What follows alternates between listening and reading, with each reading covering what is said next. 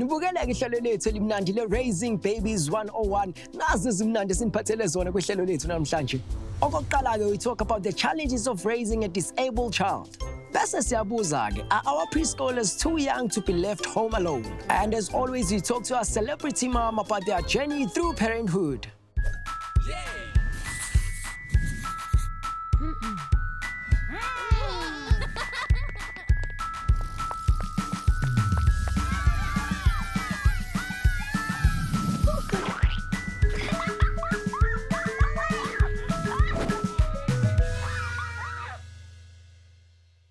Sanibonani ke mphakathi waseningizimu Afrika, ngithi sengiphakathi inside ku Raising Babies 101 the Preschoolers Edition. Igama lami ke uLindo umfana kwaSithole. Ngithi kumnandi kwa parenting, kodwa uma nibukele kwehlelo lethu, as a parent I know how challenging raising a child can be, but have we ever really thought how challenging it is for parents raising a child with a disability and how they help them accept that they are different and live their lives to the fullest? Siyazi ke phela ukuthi singabazali ke futhi ke sikumndeni siyi-community siyi-government kubalekile ukuthi sizame phela ukubasekela ke ngaso sonke isikhathi. Ozosiza ke phela ukuthi sidiscusse ke lolu daba uyena kuSabelo Mbokane, a production assistant who was born with a disability, and a mother Lebohang Mpahlela who is a mother raising a child with a disability. Sanibonani njani? Siyaphila njani? Ngiyaphila. Ithi ngiqale ngawe Sabs. Uma ukhula nje bokunjani egazi lakho abantu bebekutreat kanjani? Because ngiyakubona ngazathi ubeyilezi kade zincanywa nje egazi because ngibona vibe yakho. Okay, ngikhulele boarding school most of the time. Sure. So boarding school besikhululekile because we knew each other, like besingase abantu ababona abanye like ba different ebona leyo nto leyo. So impilo yami kahle kahle iqale from a boarding school, but it was only focused ukuthi ngiphila nabantu aba disabled within the borders yabona. Then when I went out of a boarding school, that's where like the real life began. Kuthi okay yazini ngizofika eKasi, I see this person uzothini ngayo. But then mentality engaphuma nayo boarding school, because they told us before we leave ukuthi manifika ngaphandle, know that you are not different from anyone. Sure, right. Mangifika eKasi I was like a celebrity, Joe. Everyone was like, that's it. My papi was again. So we listen to Manchester happy. I know subs. I has in subs a city shui. So like in Asha adapt within a year, but say won't come as a cast. So in Pile I'm a very alula gajal. I think it's a good system. Mtolung chele mailana na ninganya konje. Umntwana Mubokang Mphahlele una 6 years wa diagnosed nge-autism 2016. Actually he started being diagnosed nge-epilepsy. Then he was said to una autistic features, and of which mina autism yini. I was surprised. Siyaya kugugulu angitshela ukuthi how autism into enje nakanje, kodwa nasesibhedlela banginikeza information ukuthi autism yini. Umntwana bekahamba ama-OT, ahamba i-speech therapy, waqala ukuhamba ana 2 years 10 months, and then waphuma ku-OT wasala ku-speech therapy. Ku-speech therapy wabona ukuthi hayi Ubokang uya-improve, like uya-improve each time. Wathi yazini sine-support group la ye-autism, wangasjoin ubona ukuthi ungayithanda yini. Kanti it was my lucky day that day umntwanami wathola ispace ku-one of the autism school esibhedlela. Kulapho ukuthi vele saqhubeka ngelontuzana ngejeni yakhe, bangazi ukuhlala umntwanami, bangazi ukubamba izinto, imaterial ini, yazini bekangazi ukwenza lutho ana 3 years. Kodwa as much as speech therapy isikolo lesi autism as attender in the evening afternoons, makaqeda icrash, yazi ngabona developer waba ne relationship nabantwana abanye ecrash. Sabza yazi umuntu obhekile manje ngokubona ukhuluma uzosho ukuthi man lo mjida lo like ngazathi akekho kulesimo lesakhuluma ngaso. Ngicela usichazele melana nesimo sakho. Okay, ukukhula kwami ne I was diagnosed, like when they diagnose you, this is what you have as a person with disabilities. Collective mina paraplegic, right? Okay, ngakhula nalelo gama ukuthi ngiyi-paraplegic. But then after a while, there were doctors from the UK aba-importer to come and diagnose me straight ukuthi no, when you don't fall under I'm a paraplegic. So I was given this long name about the congenital spondyloloptosis, of which it's something different. Yabo, it's not paraplegic or anything. Maguya ngabo, bathi bona mina I wasn't supposed to be like this, right? Mangibheka history umawami got involved in a car accident before I was born. So iwombi yakhe shifted. Yabo. Mina when I was conceived, then I couldn't sit in a right position. Yabo. Kahle kahle mina ke mase ngipresent ebantwini. I don't present myself as umuntu or disabled. Sure. Because ngilandela ini background ukuthi no, mina I wasn't supposed to be like. Yes, but ngoba sengivele nginje, it's like okay, yazi no sabza lona. I can do things abanye abantu abangakwazi ukuzenza, like I'm much more open. Kuze kumangala abantu ukuthi dude, when are you on a wheelchair, but then the way you ngakhona, it's like ngiyabatshela ukuthi even when I dream, I don't dream myself on a wheelchair problem. So I'm just a person. Thingeze kuwe sisilebo yiphi nje into ongasho nje siswami ukuthi unothi mobheka ingane yakho uziqhenye ngayo usho ukuthi yazini angibelieve ukuthi sekwazi ukwenza izinto ezikanje nakanje. Ukwazi ukwasha izitsha.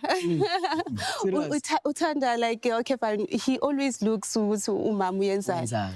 Uyabheka izinto eziningi, so uyathatha imophu amope uthi mohleli lapha unawo ngakholwa mase uwisile lapha yani uyathatha i-dustpan uyaqosha khona lapho, you know, uyi-hard worker yena uyabheka ukuthi umuntu uyenzani and uthanda umusic uyabona i-listening yakhe it's very sharp, you know, uthanda music, uthanda imoto, plate into yakhe, you know. But I love ukuthi yena responsible for himself. Yazinakekela. Ngiyabonga kakhulu sisilebo, ngiyabonga nawe Sub-Zero ikhokho zakhona. Kuningi engikufundile ke namhlanje kule ngxoxo bezama ukuyicazulula. No nami sengizokwazi phela ukuthi noma ngihlangana nabanye abantu ngibachazela ukuthi no uma ukuthi ukulesimo esikanje akusho ukuthi it's end of the world. Kusho ukuthi usasa ngaqhubeka ungaphila nje impilo yakho enormal. Yabona, it's up in your head. Ngiyabonga kakhulu. The Census Disability Report estimates that there are approximately 2.8 million persons with disabilities. Approximately 36% of persons with disabilities were from households of poor socio-economic status. Sikhumbuleke phela ukuthi disabled or not, children are children and deserve our love, understanding and support. No child wants to feel judged and excluded. It's also very crucial that we support parents raising children with disabilities. Okwamanje ke sekuyiso ke leso sikhathi se-decoding A to Z, and today's letter is C, congenital spine deformity.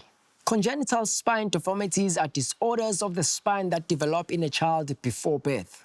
The vertebrae don't form properly very early in fetal development, causing structural problems in the spine and spinal cord.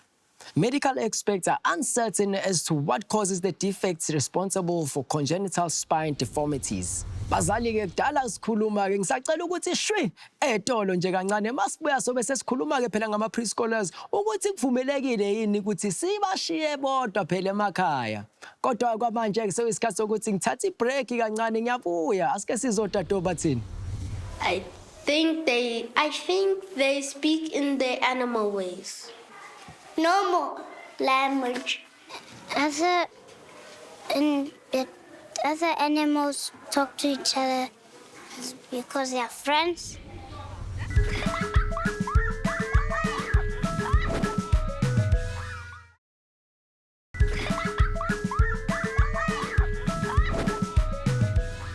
Ngiphinde nginamkeleke kwihlelo lethu le-Raising Babies 101. Sekuyiso ke leso sikhathi ke phela ukuthi hlezi kukhona into enzobe niyifundayo kuleli hlelo lethu. Futhi ke siyazi phela singabazali, kunzima simatasatasa, ezinye izinto ziza phela ngama last minute, so uyabamba uyayeka ugcina ushiya ingane phela yodwa ekhaya ukuthi ke into engavumelekile ke phela. To answer this question about self-sufficient preschoolers is Merlis Fisa, who's the principal of a preschool and a children's author. Welcome, Melis. How are you? Fine, thanks, and you? Thank you for having me. It's a pleasure. Melis, please tell us about yourself and the work that you do.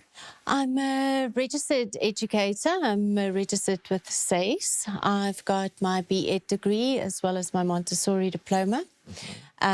We also developed a neonatal brain development program for babies to capture all those sensitive periods and milestones. And looking at the research that was done, we decided to make that the majority of our curriculum in our current ECD centre. So that's been really well. And then we also I helped with co-authoring a book on growth and development, specifically for 0 to 5-year-old kids. Oh, great. Please tell us, how are preschoolers different to home versus at school? I think the biggest difference that we see with children at school is it's in a group. So children will do what the group is doing. You'll never see one child stand up if all the other kids are sitting. Where at home, they're by themselves. They're in a comfortable environment. They tend to take more risks. They explore more.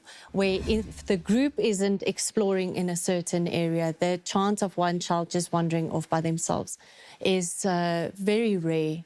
So they tend to be a little bit more manageable in a group, which is strange. You'll think that a group is more difficult to manage, but it's actually the opposite side. Do you think preschoolers are responsible to be left at home alone? I don't think it's safe for children below the age of 12 to be left by themselves. They don't understand the risks that can lead to very quick consequences. So they don't understand why they can't run with a cup.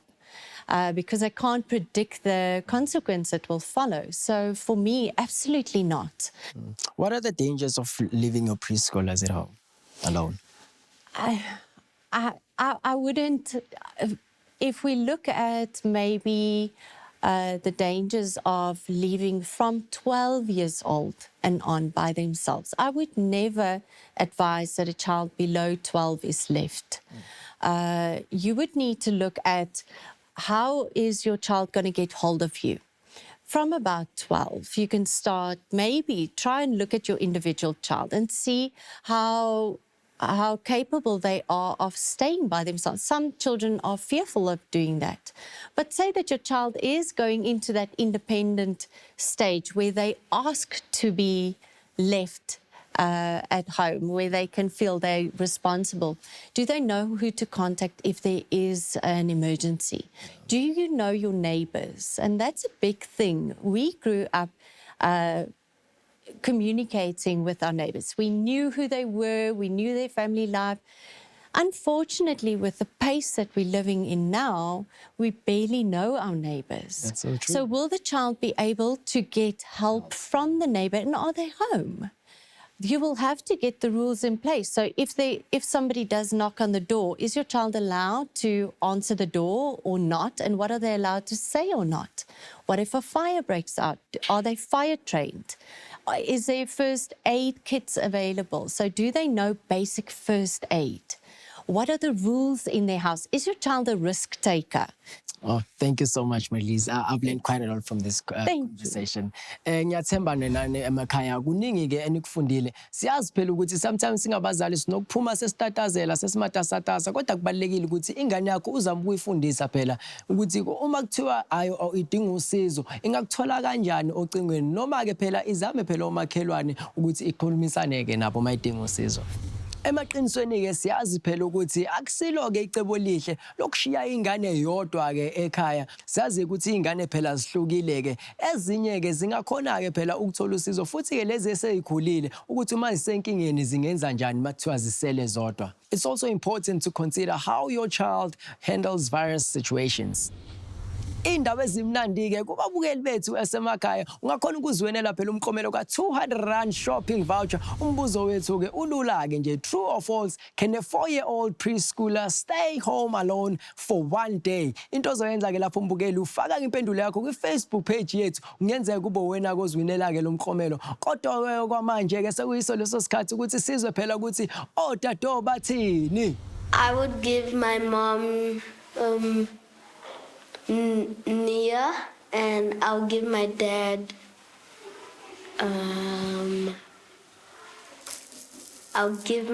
Herman. I would like to call myself Brian. Nakai, Baba, And Mom. Mama?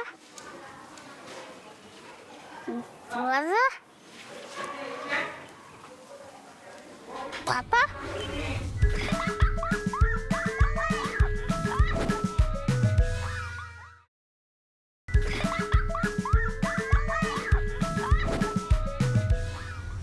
Awu ngiphinde nginamukele-ke futhi kwihlelo lethu-ke le-Raising Babies 101. Ngiyazi ukuthi kade ningilindile nifuna ukwazi ukuthi namhlanje ku-Easy Peasy kaze udade uzobe senzelani. Awu namhlanje ngizobe nginibonisa phela ukuthi kulula kanjani-ke uphuzisa-ke ingane-ke umuthi.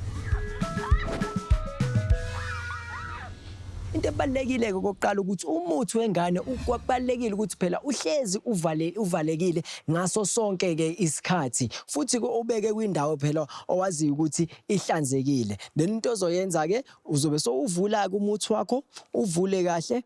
Izingane ke eningi ke uma seyikhulile ingane inokuprefera ukuthi uyiphuzise umuthi ingane nge-teaspoon kodwa ke thina ke ezinye isasencane ke ziya enjoya phela mozosiphuzisa ke ngayo ke le edonsayo ke ngoba phela ivela ichazeke itshela ukuthi hayi yabona ke le hayi umdlalo kanti ayazi ukuthi usuke soyinikeza phela umuthi. Into esobe siyenza ke uba soyifaka phakathi uyifaka phakathi uyasqueeza moyisqueeza yenzani meqeda yona seyidonsa umuthi ke uyabona mase idonsa umuthi then ingane moyinikeza izoyitshela ukuthi phela mhlambe umnikeza mhlambe isweet kanti yakusilo isweet umuthi ngoba phela uthothi ingane iyagula mhlambe iyakhohlela futhi into ebalekileke uzame phela ukuyimotivate uyigqugquzele ngaso sonke isikhathi uyitshela ukuthi hayi yabona mawuphuza la kuzokwenzeka kanje mawuphuza kanje kuzoba kanje ngoba ke phela umuthi unjani ingane eningi azifuni phela ukuphuza umuthi kodwa kubalekileke phela ukuthi uphinde uyochecka ke phela nakuwo kama-pharmacy ukuthi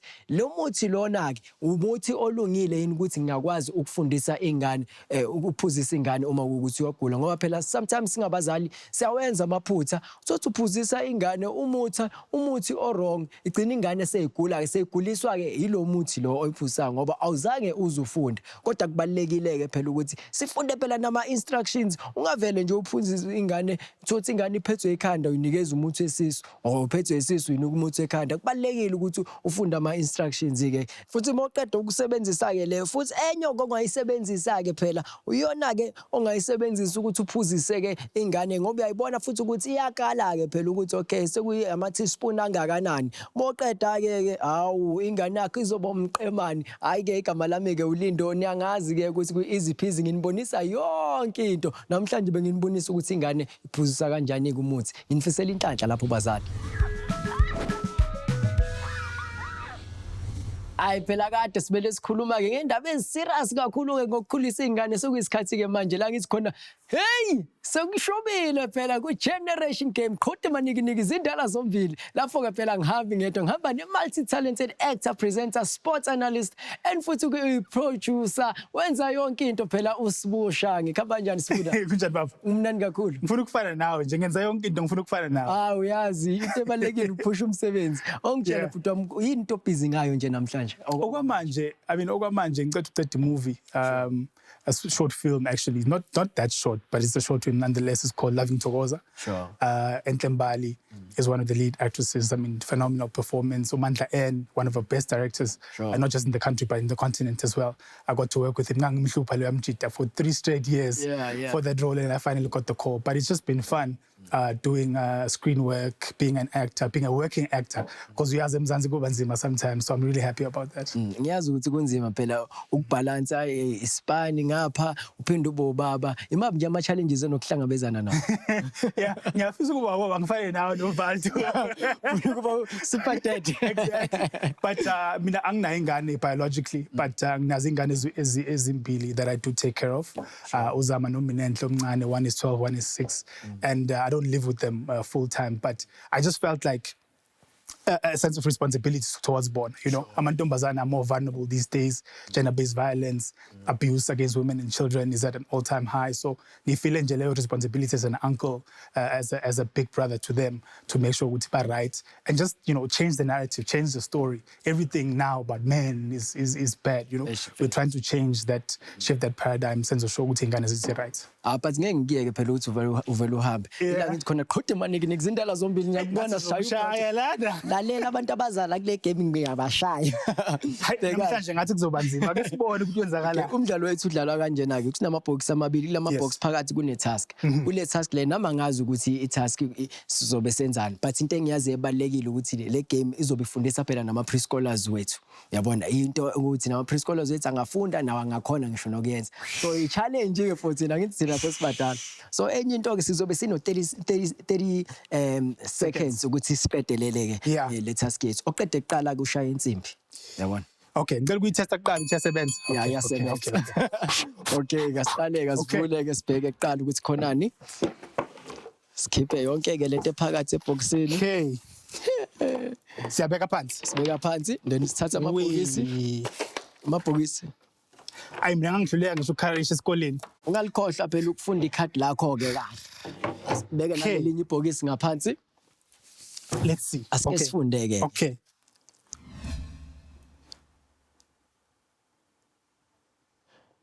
All right, no left.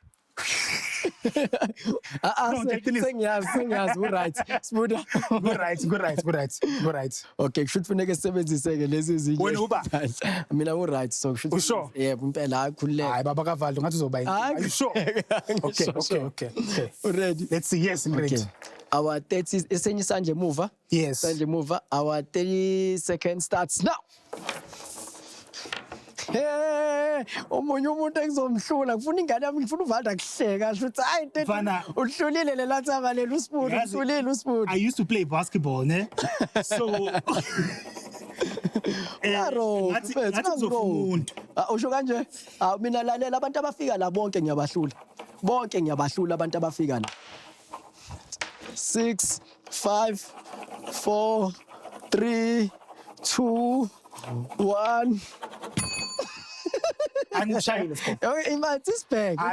scope. It is bag. Waza? It's ingibone yakho? Yabona yami yabonakala ukuthi no, it's the one. You know, the one dominant lion. It's a spawn owinile. Who won? Hey. Kazi ngicela ningisizeni mzansi. Kodwa awuqedelanga. Bheka wena khona la kumhlophe. No phela khona yabona awuqedi. Sho noma ulobola uqedi. Usibone ngiyambona ukuthi uzama ngayo yonke indlela ukuthi phela kube uyena owinayo. Yazini ithi ngizovele ngibe nje friend ngumuntu onenhliziyo enhle ngivele ngimnikeze ukuthi okay. Because both of us are wearing brown. Wena owinile. Uthola imemo sozowinisa mina. Uyakuthola ngwinisa wena.